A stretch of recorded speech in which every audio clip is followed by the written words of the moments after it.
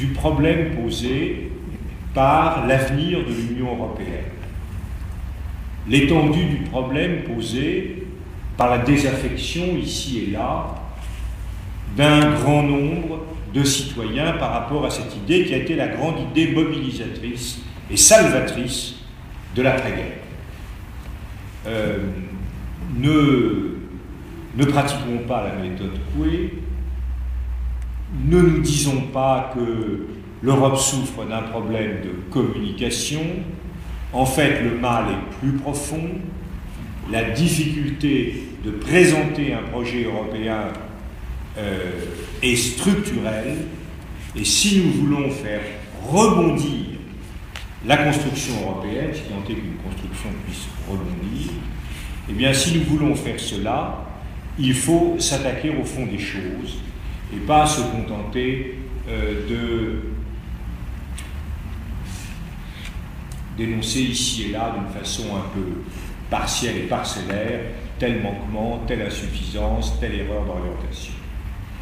Si je résume la situation, je dirais qu'aujourd'hui, le sentiment répandu chez une grande partie de nos concitoyens, qu'ils aient voté oui ou qu'ils aient voté non en 2005, c'est qu'en Europe,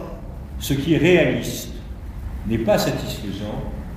et ce qui est satisfaisant n'est pas réaliste. Ce qui est réaliste, c'est une union à pas compter,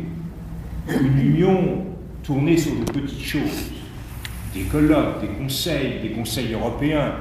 une union qui progresse peu dans les différents domaines où elle doit progresser, et une union qui laisse donc insatisfaits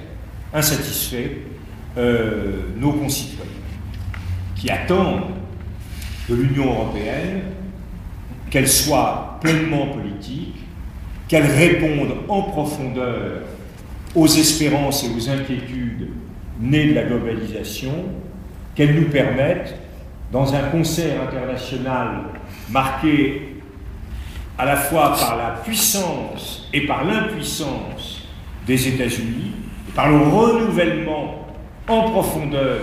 de la carte géopolitique du monde, qui nous permettent, à nous Européens, d'exister à l'avenir. Il y a donc de très grandes ambitions derrière ce projet qui contrastent avec la médiocrité relative des initiatives qui paraissent pouvoir être prises par des dirigeants dont il faut convenir quand on regarde l'Italie, quand on regarde l'Angleterre, quand on regarde la République tchèque, quand on regarde la Pologne, et combien d'autres, dont on doit convenir que ces dirigeants sont